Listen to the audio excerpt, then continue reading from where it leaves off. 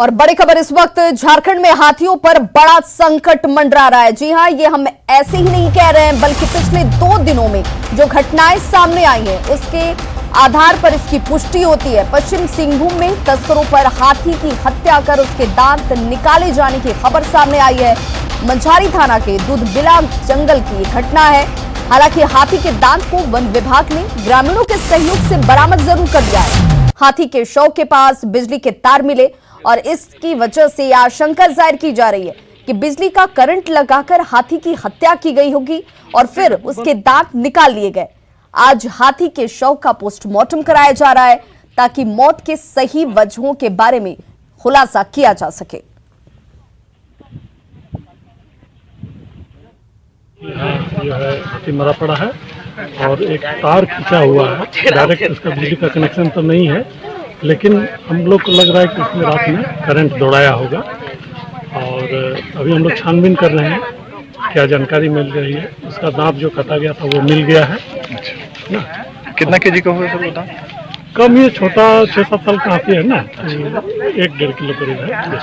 Postmortem होता है तो क्लियर हो जाए क्या है। वो कोचिंग का मामला है कि अनजाने में हुआ है। खबर चाईबासा से, जहां हावड़ा मुंबई रेल मार्ग में मनोहरपुर के पास मालगाड़ी की चपेट में आने से एक हाथी की मौत को लेकर रेलवे और वन विभाग आमने सामने आ गया है। दोनों एक दूसरे पर ही आरोप लगा रहे हैं। हाथी की मौत को लेकर वन विभाग ने मालगाड़ी के चालक और गार्ड पर मामला दर्ज करा दिया है। वहीं रेलवे ने विभागीय जांच के आदेश दिए हैं। ट्रेन से कटकर हाथी की मौत मामले में रेलवे को अपने इंजीनियर को भी खोना पड़ा।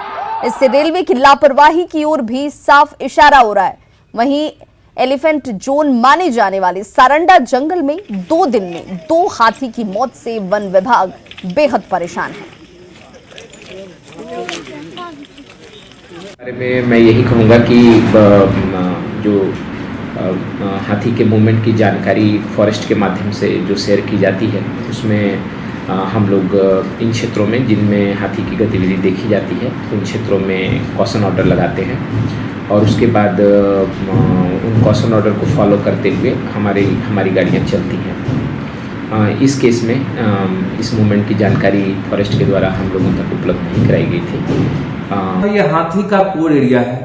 एलिफेंट कॉरिडोर वहीं पास में, जहां से हाथी का आना जाना होते रहता है। जहां पर एक्सीडेंट हुआ है उसके दोनों तरफ जंगल है। जंगल के एरिया से गुजरते हुए भी जहां पर हाथी का मूवमेंट होता है वहां पर ट्रेन का स्पीड, निरीक्षण यान जो है उसका 110 किलोमीटर होना एक आश्चर्य की बात है। अगर इस स्पीड से वहां पर चलती रहेगी तो हाथी के क्रॉस करने में दिक्कतें आएंगी। मैंने खुद साइट विजिट किया है। और अब आपको बताते हैं कि आखिर क्यों संकट में गजराज आए हैं। दांत के लिए हाथियों का अवैध शिकार किया जाता है। अंतर्राष्ट्रीय स्तर पर अगर बात की जाए तो हाथी दांत के व्यापार पर रोक लगी हुई है। बाजार में हाथी दांत की काफी कीमत है। अंतर्राष्ट्रीय स्तर पर हाथी दांत के व्यापार पर पूरी तरह से रोक है, प्रतिबंध है इसे लेकर। हाथी दांत की कीमत 1 लाख रुपए से शुरू होती है। हाथी दांत से जो सजावटी सामान है उसका निर्माण किया जाता है, बनाया जाता है उसे। चाईबासा में 2 दिन में 2 हाथियों की मौत हो चुकी है। हाथी तस्करों के आतंक से गजराज सहमे हुए हैं। ट्रेन की तेज रफ्तार भी हाथियों की जान पर आफत बनती है। एलिफेंट कॉरिडोर में ट्रेन की रफ्तार जो धीमी होनी चाहिए उसका पालन नहीं किया जा रहा। रेलवे और वन विभाग समन्वय का अभाव साफ नजर आता है।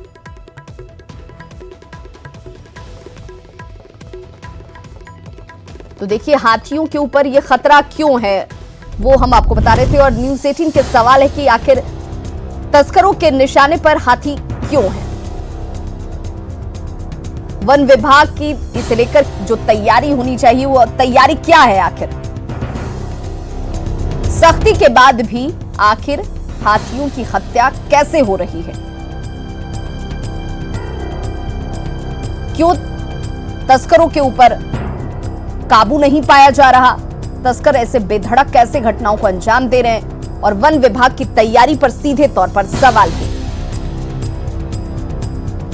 और न्यूज़ 18 झारखंड के संपादक संतोष कुमार जी हमारे साथ इस वक्त फोन लाइन पर सीधे हमारे साथ जुड़ गए हैं। संतोष जी, ये माना जाए कि इस पूरे घटना के बाबत ये बात तो जाहिर होती है कि यहां पर एक तो तस्करों का आतंक तो है ही, दूसरी तरफ रेलवे और वन विभाग दोनों के बीच में समन्वय का अभाव है, जिसका फायदा तस्कर उठा रहे हैं।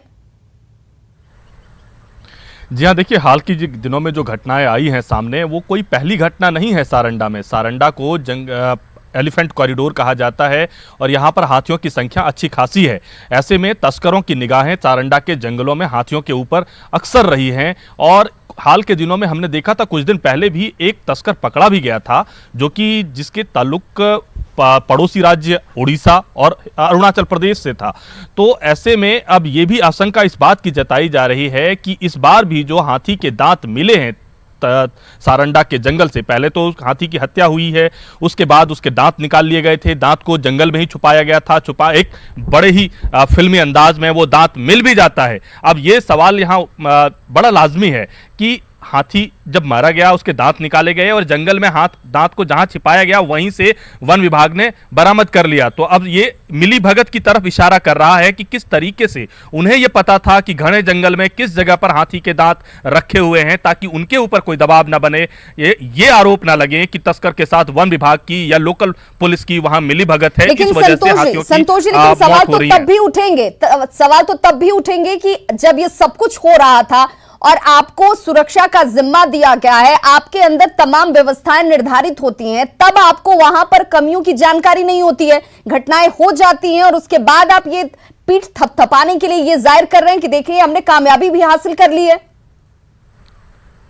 जी हाँ, बिल्कुल यही इशारा इसी तरफ है कि आप तस्करों के साथ इन लोगों की अगर मिली भगत नहीं होती तो सारंडा के जंगल में इस तरीके से हाथी के दांत इतनी जल्दी तुरंत कैसे बरामद हो गया, वो भी घने जंगल में जहां पर कि आपकी डेड बॉडी आपको पता चलती है बहुत देर के बाद कि एक हाथी का डेड बॉडी पड़ा हुआ है और उसके बाद आपको जाके इमीडिएटली आपको हाथी के दांत मिल जाते हैं। तो ये इशारा बड़ा साफ है कि ये तस्करों के साथ वहां पर फॉरेस्ट ऑफिसर्स की मिली भगत, लोकल पुलिस की मिली भगत और ग्रामीणों के मिली भगत के बिना यह संभव नहीं है। ऐसे में सबको यह समझना पड़ेगा कि हाथियों को संरक्षित रखना कितना जरूरी है। एक बेजुबान जानवर की इस तरीके से सिर्फ उसके दांत के लिए आप हत्या करते हैं और हत्या करने के बाद उसके दांत को यहां से लेके जाते हैं और इंटरनेशनल मार्केट में इसको बहुत ही महंगी कीमत पर बेची जाती है जो कि गैर कानूनी है। और इसमें सबकी मिली भगत है और सबको समझना पड़ेगा कि हाथियों के लिए जो ये एलिफेंट कॉरिडोर है इसको कैसे संरक्षित रखा जा सके ताकि हमारा इकोलॉजिकल सिस्टम पूरा संरक्षित रह संतोष सके। कॉरिडोर बनाने का पर्पस भी तो यही था कि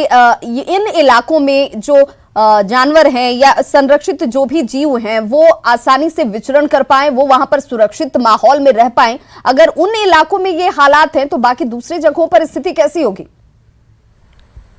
जी हाँ, देखिए एलिफेंट कॉरिडोर बनाने का मकसद भी यही था कि इस इलाके में खासकर सारंडा के फॉरेस्ट में ये छत्तीसगढ़ के इलाके से टच करता है, इधर ओडिशा के इलाके से टच करता है। तो ये लगभग जो पूरा हमारा सारंडा का फॉरेस्ट है इसमें इसलिए एलिफेंट जोन इसको डिक्लेयर किया गया था क्योंकि यहाँ पर आसानी से एक जो हाथी हैं वो विचरण कर सकें और उसके बाद जंगलों में ही ये रहें। ऐसा ना हो अगर यहाँ हम डिस्टर्बेंस उसको क्रिएट करेंगे तो वो गांव की तरफ लौट आएंगे, आबादी की तरफ आएंगे हाथी और वहाँ पर हमारे दोनों के बीच क्लैश होगा। तो इसको एलिफेंट कॉरिडोर बनाया गया था ये सोचकर कि यहाँ संरक्षित रहेंगे, लेकिन जंगल में भी वो संरक्षित नहीं है। तो ऐसे में अब जब हाथी गांव की तरफ अगर आता है तो फिर नुकसान आम इंसान का ही होगा। यहाँ अभी नुकसान कुछ लाखों में, ये कुछ हजारों में ये तस्करों के साथ मिलकर कर रहे हैं, लेकिन जब ये पूरी तरीके से गाँवों की तरफ अगर आ गया तो नुकसान बहुत ज्यादा होगा। और दूसरी तरफ हमने देखा कि किस तरीके से पश्चिम बंगाल की सरकार ने हाथियों के कॉरिडोर को डिस्टर्ब करने की कोशिश की, बीच में जंगलों में ट्रेंच काट दिया ताकि हाथी इस पार से उस पार न जा सके गड्ढे के डर से। तो ये भी एक ऑब्स्टेकल क्रिएट किया जा रहा है सारंडा के जंगल में और इन सब के ऊपर ध्यान देने की जरूरत है। और अभी वक्त है, वक्त रहते अगर सचेत नहीं हुए तो आने वाले दिनों में मुश्किलें और बड़ी हो सकती हैं। बिल्कुल, बहुत बहुत शुक्रिया संतोष जी तमाम जानकारी और बातचीत के लिए। और बड़ी खबर इस वक्त पलामू से आ रही है जहां पर पलामू में मॉब लिंचिंग की एक बड़ी घटना टल गई है। प्रेमी को प्रेमिका से मिलना महंगा पड़ गया। प्रेमिका के परिजनों ने प्रेमी की जमकर पिटाई कर दी है। पुलिस ने लोगों के चंगुल से हालांकि युवक की जान को बचा लिया है। पाटन थाना क्षेत्र के कुड़वा की यह घटना है।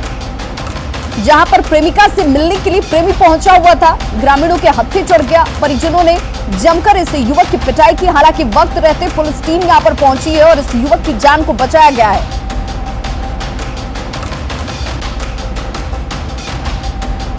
तो पलामू से बड़ी खबर, जहां पर मॉब लिंचिंग की घटना टल गई है। एक प्रेमी को प्रेमिका से मिलना महंगा पड़ गया और ग्रामीणों ने और परिजनों ने, प्रेमिका के परिजनों ने जमकर पिटाई की। और फिलहाल यहां रुक रहे एक छोटे से ब्रेक के लिए।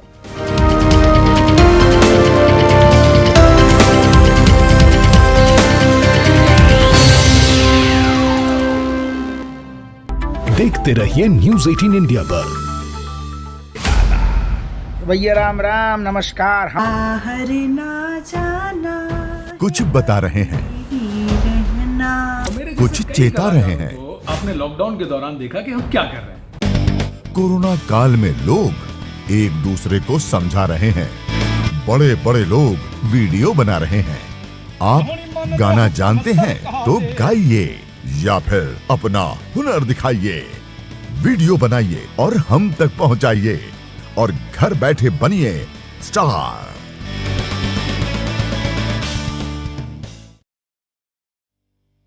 न्यूज़ 18 इंडिया आपका पसंदीदा नेशनल न्यूज चैनल उपलब्ध है टाटा स्काई के चैनल नंबर 519 और एयरटेल के चैनल नंबर 318 पर। कोरोना की हर खबर देखते रहिए न्यूज़ 18 इंडिया पर।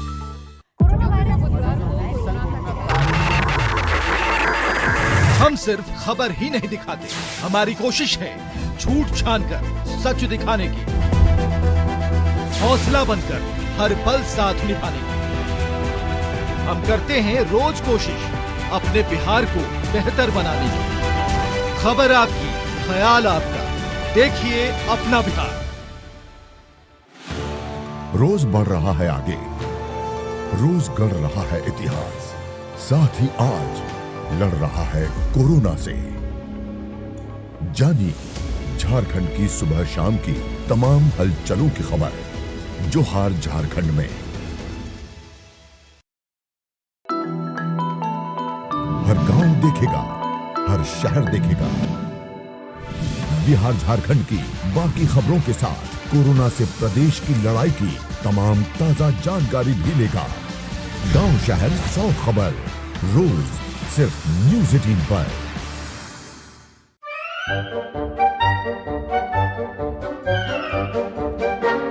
अखबार हुआ ठप, आउटडोर हुआ बेकार, टीवी ही दे रहा है विज्ञापन को तेज रफ्तार। करोड़ों दर्शकों तक न्यूज़ 18 पहुंचाएगा आपका ऐड। न्यूज़ 18 की टीम दमदार बनाएगी आपका ऐड शानदार। जल्दी कीजिए, कहीं छूट ना जाए ये सुनहरा मौका। हमें मेल करके उठा लीजिए बड़ा फायदा। ये स्पेशल ऑफर है अगले 15 दिनों तक। साथ ही मिलेगा हमारी वेबसाइट पर प्रमोशन। आज ही मेल करें adsales@nw18.com पर।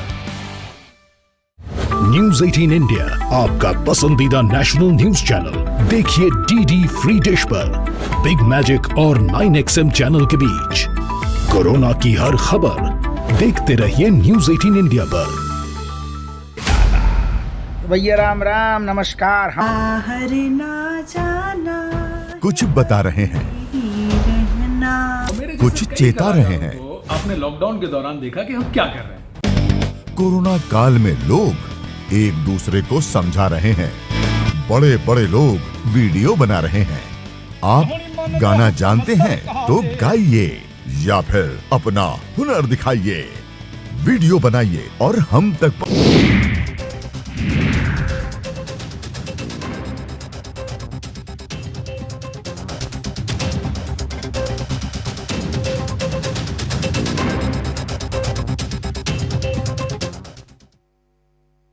जब भी गोल्ड लोन का ख्याल आए तो मुथूट फाइनेंस का ही नाम आए। कॉल कीजिए 1-800-313-1212।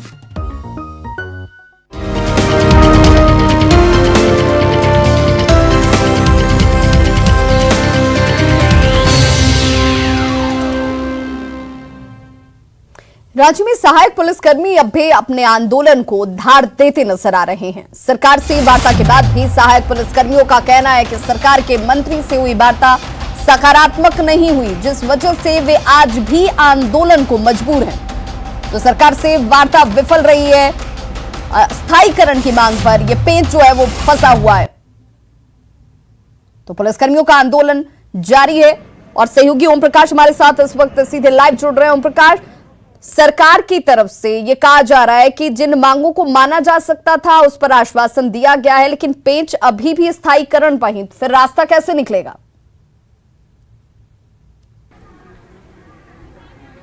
जी विवाद, सही बात है। जिस तरह से सरकार के मंत्री प्रतिनिधि के तौर पर यहाँ पर पहुंचे थे, कल वार्ता भी हुई, माहौल भी कहा गया मंत्री की तरफ से सकारात्मक रहा, लेकिन कहीं ना कहीं वो सकारात्मकता जो है वो अभी फिलहाल यहाँ नजर नहीं आ रही है, जिस वजह से आंदोलन आज भी जारी है और 12 जिलों से आए सहायक पुलिसकर्मी आज भी अपनी मांगों को लेकर आंदोलनरत हैं। साफ तौर से इनका कहना है कि जो भी सरकार के द्वारा बोला गया है वो कहीं ना कहीं आश्वासन उन्हें आश्वस्त नहीं कर रहा है, जिस वजह से वो आंदोलन पर मौजूद है। हम सीधे उनसे जुड़ते हैं और जानने की कोशिश करते हैं कि कब तक आंदोलन इस तरह आप लोग चलाते रहेंगे, क्या आप लोगों का कहना है? देखिए, सरकार के कल प्रतिनिधि माननीय मंत्री जी मिथिलेश ठाकुर आए थे। उन्होंने 3 बातों का जिक्र किया। एक मानदेय बढ़ोतरी और वेटेज को लेकर एग्ज़ाम में होने वाले आगे जो एग्ज़ाम होगा उसमें, और एक मानदेय वेटेज और एक पेच कहाँ फंसा हुआ, क्या वजह है? हाँ, सेवा विस्तार को लेकर। लेकिन मंत्री जी ने चीज़ें को स्पष्ट नहीं किया है कि कितना मानदेय मिलेगा, वेटेज कितना दिया जाएगा, इन सब चीज़ों को लेकर उन्होंने सस्पेंस को बरकरार रखा है। स्पष्टता कहीं ना कहीं कमी है, वो वजह है। क्या मानते हैं किस तरह से सरकार को और क्या करना चाहिए जिससे आप लोगों को आश्वस्त हो सके? देखिए, हम लोग तो समान कार्य समान वेतन, जो हम लोग सभी जिले झारखंड पुलिस जैसे सभी काम करते हैं उसी तरह हम लोग को भी काम करवाया जाता है, चाहे ऑफिस हो, चाहे वीआईपी ड्यूटी हो, चाहे ट्रैफिक हो। तो हम लोग को जो समान कार्य समान वेतन मिलना चाहिए। तो साफ तौर से इनका कहना हम दिखाना चाहेंगे, ऊपर महिलाएं भी हैं, कई महिला पुलिसकर्मी भी इस वक्त यहाँ पर मौजूद हैं, जो भी आंदोलन में कहीं ना कहीं पूरी तरह से यहाँ पर डटी हुई नज़र आ रही है। क्या सरकार से वार्ता हुई, लेकिन कहीं ना कहीं वो असमंजस जो है वो अब भी बरकरार है, जिस वजह से ये लोग आज भी आंदोलन को मजबूर हैं। क्या सरकार से जो वार्ता हुई वो सफल नहीं है और जो मांगे हैं वो पूरी होती नजर नहीं आ रही? पहले नंबर तो आप लोग को थैंक यू, जो बार बार हम लोग को दुख दर्द आप लोग सुन रहे हैं, इसके लिए। देखिए, सरकार से जो हम लोग को आए थे वो मतलब उनसे हम लोग को कोई संतुष्टि नहीं हुआ, ठीक है। तो संतुष्टि नहीं हुआ तो आंदोलन कैसे ख़त्म कर देंगे? आंदोलन कैसे ख़त्म कर देंगे? साफ तौर से है इन लोगों का कहना कि सकारात्मक बात तो हुई है, लेकिन कहीं ना कहीं संतुष्टि का अभाव है, जिस वजह से आंदोलन अब भी जारी है। तो यहाँ पर देख सकते हैं महिलाएं जो हैं और जो पुलिस, दोनों तरफ से अभी भी कोई भी यहाँ से हिला नहीं है, कोई भी जाने को तैयार नहीं है, क्योंकि जब तक मांगे पूरी नहीं हो जाती हैं, इन लोगों का कहना है हम लोग यहीं पर डटे रहेंगे। जी विवाह, बहुत बहुत शुक्रिया ओम प्रकाश इस तमाम जानकारी के लिए। तो किसी तरह का स्पष्टीकरण नहीं है, जिस वजह से असमंजस की स्थिति बनी हुई है, और वो स्पष्टीकरण जब तक नहीं मिलता है तब तक ये आंदोलन यूं ही जारी रहेगा, ये कहना है इन कर्मियों का। राज्य के सरकारी विभागों में बड़ी संख्या में खाली पद हैं। वहीं मुख्यमंत्री हेमंत सोरेन ने कर्मचारियों की कमी दूर करने के लिए नियुक्ति प्रक्रिया में तेजी लाने की घोषणा की है, जिससे रोजगार को लेकर छात्रों की उम्मीदें एक बार फिर से जग गई हैं। छात्रों की मांग है कि नियुक्ति प्रक्रिया में तेजी लाने से पहले जेपीएससी और जेएसएससी की बदहाल स्थिति को दूर किया जाए। इधर ग्रामीण विकास मंत्री आलमगीर आलम ने कहा है कि आयोग को दुरुस्त कर नियुक्ति प्रक्रिया बहुत जल्द शुरू की जाएगी। सीएम की घोषणा और सरकारी तंत्र के हरकत में आने से अब राज्य के युवाओं और बेरोजगारों को नौकरी की आस एक बार फिर से जग गई है। पहले आपने जो है झारखंड कर्मचारी चयन आयोग ने, झारखंड लोक सेवा आयोग ने रिजल्ट कई परीक्षाओं का अभी तक जारी नहीं किया है। उसके अलावा कई परीक्षाएं जो है नियुक्ति परीक्षाएं अभी होना बाकी है। दुनिया भर का पद खाली है। सारा सिस्टम को पहले दुरुस्त करना होगा। जो कंडक्ट बॉडी है परीक्षा लेने के लिए, जो नियुक्ति करने के लिए, उसको दुरुस्त करना होगा। उसके बाद जो है इस पर एकेडमिक कैलेंडर बना के राज्य सरकार इस पर जल्द से जल्द निर्णय ले, काम ले। हम लोग माननीय मुख्यमंत्री से उम्मीद भी करते हैं और उनका बयान का स्वागत भी करते हैं। पहले माननीय मुख्यमंत्री जी ने भी संदेश दिया था, ये रिक्तियाँ भरी जाएगी, नौकरी दिया जाएगा। और हमारे यहाँ 2 संस्थान है, जेएसएससी जो है और जेपीएससी। तो अभी हमारा यहाँ JSCC में आयोग का ध्वज भी नहीं है, उसको बहुत जल्दी उस रिक्त पदों को भरा जाएगा। JSC में भी JSC में अभी 6 महीना शायद कार्यकाल उनका है, उसके बाद उसको भी नए सिरे भरा जाएगा और गति में तेजी लाया जाएगा, स्पीड अप किया जाएगा। लेकिन हम लोग ने जो अदा किए हैं, जो बात बोले हैं, उसका हम लोग समस्या का समाधान करेंगे। आज जहां रिक्तियां हैं जल्द से जल्द भरने की काम करेंगे। तो खबरों का सिलसिला लगातार जारी है, आप देखते रहिए न्यूज़ 18 बिहार झारखंड।